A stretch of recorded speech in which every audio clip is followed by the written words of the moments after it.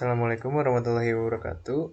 Nama saya Muhammad Rifan Bagus Alfiansyah dari kelas Informatika B. Di sini saya akan menjelaskan tentang aplikasi sederhana yang sudah saya buat, yaitu sewa mobil. Nah, untuk Gframe formnya seperti ini. Aplikasi sederhana sewa mobil, ada nomor transaksi, nomor polisi, merek mobil, harga, lama sewa, total pembayaran, dan pembayaran. Lalu ada kembaliannya juga. Karena di sini kita pakai dikoneksikan dengan database, jadi kita di sini pertama-tama untuk si kelas config ini kita import dulu java.sql yang kita butuhkan, seperti java.sql connection untuk mencari data resource, driver manager untuk memanggil JBDC ke memori, lalu di sini SQL exception um, untuk pembungkusan kesalahan pengaksesan pada database. Nah, di sini untuk kelas config-nya ada method private yaitu connection mysql config. Lalu di sini public methodnya ada connection config db. Nah, di sini ada try and catch, ini untuk mengkoneksikan ke database-nya. URL-nya dengan localhost, lalu dengan database yang namanya mobil, usernya root, dan passwordnya itu kosong. Nah, di sini kita coba daftarkan dulu driver yang baru, lalu kita koneksikan ke database-nya. Nah, jika tidak koneksi ke database, maka akan muncul pesan koneksi database gagal, entah dari si nama database atau tabelnya. Lalu yang kalau misalkan ini berhasil, maka di return ke mysql config yang ini. Nah, sebelum itu kita harus add dulu library-nya mysql jbdc driver. Di sini saya sudah tambahkan. Nah, di sini add library, lalu cari mysql jbdc driver, lalu kita pencet add library aja. Nah, selanjutnya di sini kita memakai konsep OP inheritance, maka di sini kita buat dulu kelas OP aplikasi. Nah, di sini ada private dengan tipe data integer, yaitu harga, sewa, dan bayar. Lalu untuk tipe data stringnya nomor transaksi, merek, dan nomor polisi. Nah, untuk membuat seperti ini kita bisa menggunakan insert kode setter and getter. Gimana caranya? Caranya yaitu klik kanan pada mouse, lalu insert kode, lalu getter and setter. Nah, di sini checklist semua saja pada dalam kelas OP aplikasinya, lalu kita generate. Nah, setelah di generate, ini sudah muncul. Nah, di sini saya membuat untuk fungsi total. Fungsi total itu gimana caranya? Mengambil dari si yang harga di sini dan sewa. Nantinya harga dan sewa ini diambil dari field. Sama dengan kembali juga. Kembali itu bernilai dengan si bayar dikurangin dengan fungsi dari total, yaitu harga dikali sewa. Nah, selanjutnya kita masuk ke frame-nya. Nah, di sini kita untuk hitung total dulu saja. Untuk hitung total ini, button hitung ini, kita untuk mengambil nilai dari kelas lain, kita bisa dengan menuliskan si nama kelasnya, nama variabel, new, nama kelasnya. Nah, nama variabel, lalu ini set harganya. Karena yang kita mau ambil set harga dan sewa, set harga integer dot parse integer, ini untuk mengambil nilai ke string dari integer ini. Lalu di sini txt harga. Nah, txt harga ini itu nama variabel dari field, dari masing-masing field ini. Nah, kalau yang untuk harga kan txt harga.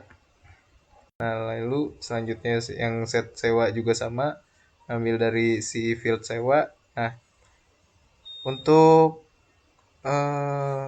field totalnya, maka nanti diisikan dengan txt, nama field ini diset dengan nilai dari si kelas yang sudah diganti jadi nama variable OOP dot total. Total ini adalah fungsi yang ada di dalam kelas si OOP. Nah, selanjutnya kita masuk ke yang button save.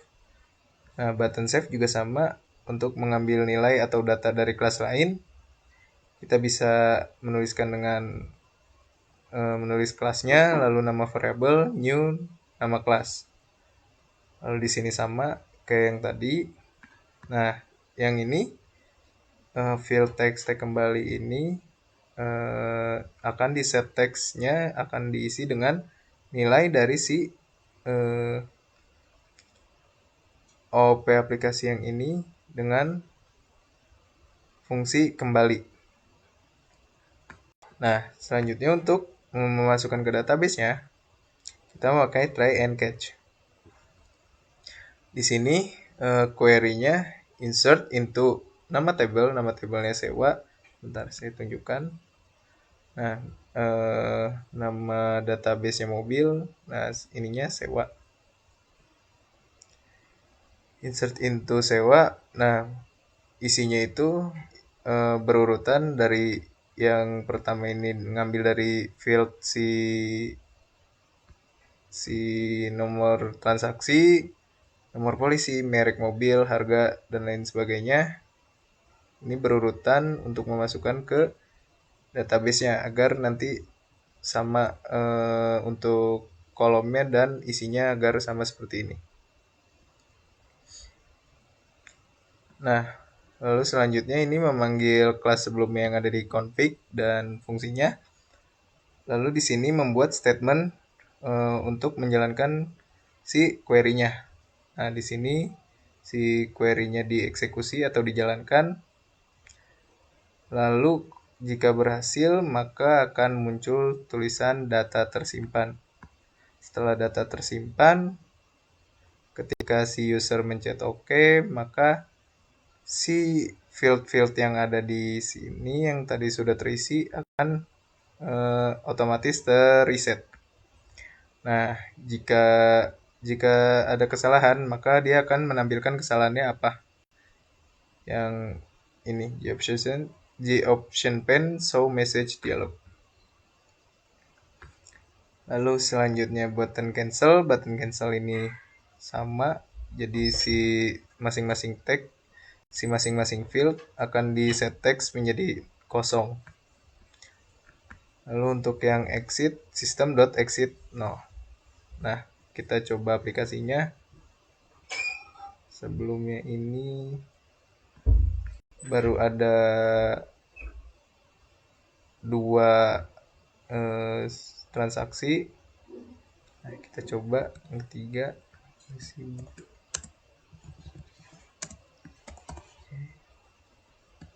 Ambil Alphard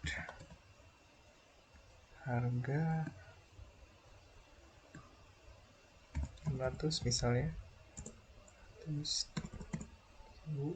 sewanya 2 hari. Lalu kita coba dulu untuk totalnya jadi berapa. Di 1.200.000. Nah, ini di set enable ya, jadi tidak bisa diisi oleh user. Untuk pembayarannya misal kita pakai 1.200, 1.250.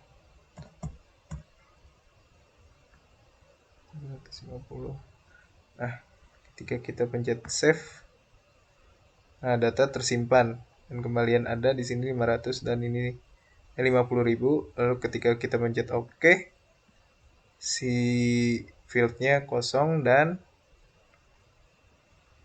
kita cek ke database-nya. Nah, di database-nya juga sudah masuk. Baik, sekian dari saya. Kurang lebihnya mohon maaf. Wabillahi taufiq wal hidayah. Wassalamualaikum warahmatullahi wabarakatuh.